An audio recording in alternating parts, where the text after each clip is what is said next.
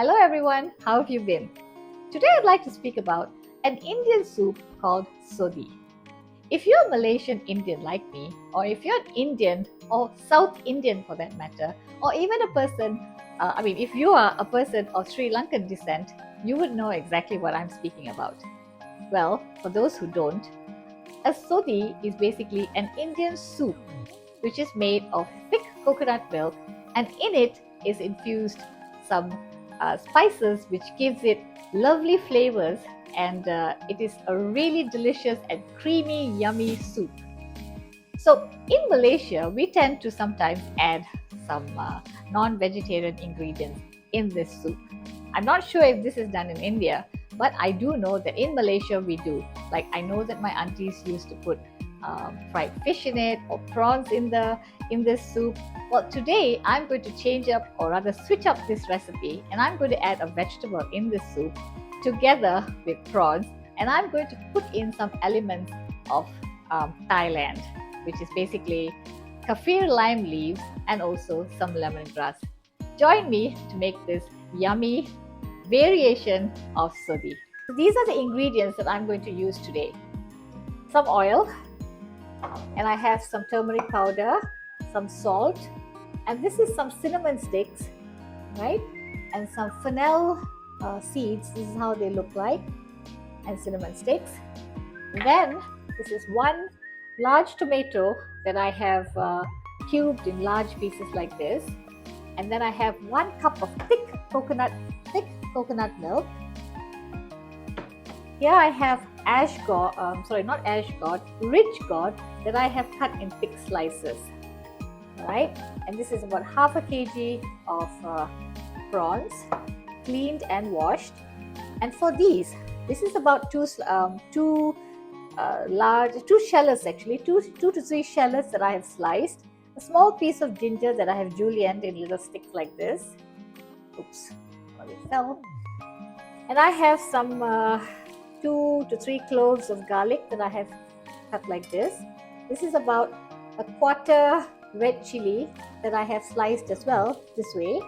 And then this is optional, guys. This is bird's eye chili that I love, and my husband does not, so that's there as well. A sprig of curry leaves, one stalk of lemongrass, and this is kaffir lime leaves, which is really gives you a yummy, tangy Thai taste that really brings the dish out. So I'll tell you how to prepare these two, and basically these are the ingredients. To show you how to prepare the kaffir lime leaves, you basically get off like that. I'm not sure exactly why, but I think maybe there's some bitterness over there. You take off the main vein over here, this main one. You take that off, and basically make some little thin slices to it, and do the same over to this one. I know that I've seen my mom doing this, so I'm just following suit on that. And even now, my God, I get this yummy flavor coming from this. This is really yummy. So anyway, so this one. And as far as this lemongrass is concerned, what I do is, this is lemongrass is basically at the stalk, and it's like a long reed, or not a reed, like a long grass. So this is the bottom part, the part that is basically sort of like sitting on the soil, and this is the part that basically has all the flavor. So what I would do is take my pestle, this one, and I would give it one big whack to sort of smash this, and that would infuse the flavors of the lemongrass into the soup. So I'm not going to do it over here because this is my glass stove top. So I'm going to do it elsewhere, but I'm just going to let you know that is basically what you do. And this is what it looks like. So into hot oil goes some fennel seeds, about a teaspoon. I'm just eyeballing it like that. And then some cinnamon sticks. Make sure your heat is low. And I'm going to take like about this much, not too much, of cinnamon sticks. Now I will put all my, once it starts to crackle a little bit, and you can hear that, right? Yeah, so I'm gonna add the lemongrass, the curry leaves, and then all the others except for the kaffir lime leaves.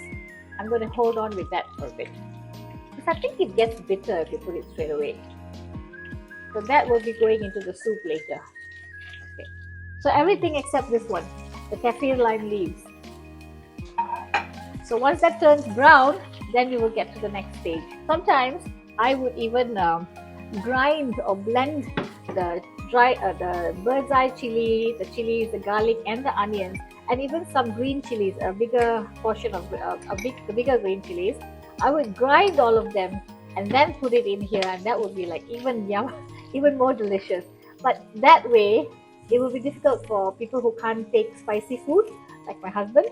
So he won't be able to eat that. So this is a milder version of what I would really love to do. Anyway, here goes it's turning brown now, and here goes the turmeric powder.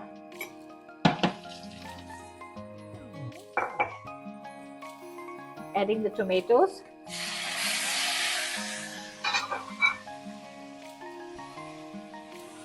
Now I'm adding the prawn.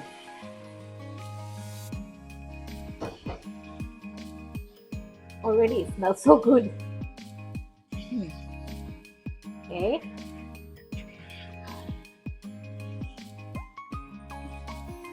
Let this cook for a minute. Of course, add some salt first. About a teaspoon of salt. My teaspoon is actually more of half a teaspoon. This is like half a teaspoon, so I'm just going to add a bit more. So 1 teaspoon of salt. Give it a stir. Let it cook for about 2 minutes, or not 2 minutes, just about a minute, and then we will add the vegetable.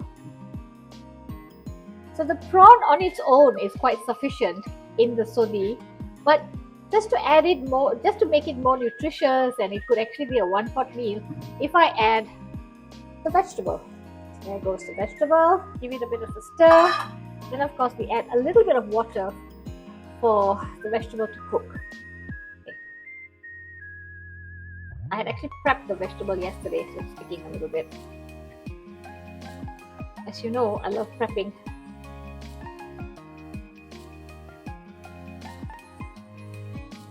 Okay, now just let me add some water.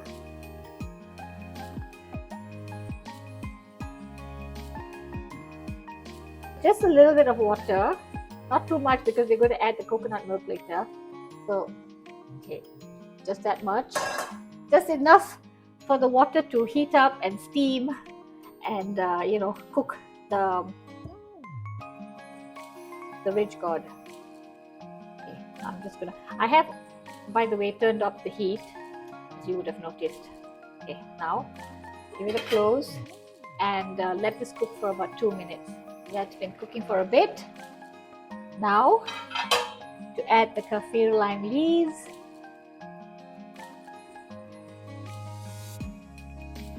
And the ridge gourd doesn't take too long to cook. Now to add the thick coconut milk. Okay, when you add the thick coconut milk, sometimes it will curdle, so you must make sure that everything is cooked properly, and then lower the heat. And after that, you heat up after that you pour the coconut milk inside. So let me just check. Yeah, this is done. Now that this is cooked, test for salt and everything. And now, turn the heat down. I'm going to turn it off for a bit because I really don't want it to curdle. And now, I'm going to add this in. You don't have to add all. Add it to taste, guys. Okay. Now I think I'm going to add a little bit more.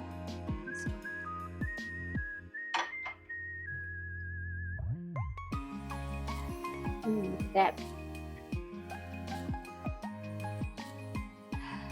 looks really, really yummy. I'm going to turn up the heat just a notch. Let this cook a bit, and then we're done. So I've turned off the heat. It has boiled, and this is prawn sodi all done. So thank you so much, everyone. I hope you enjoyed watching me cook this prawn sodi, and I hope you would try it at home too. So here's Shakila Shanmugam signing off. Bye, everyone.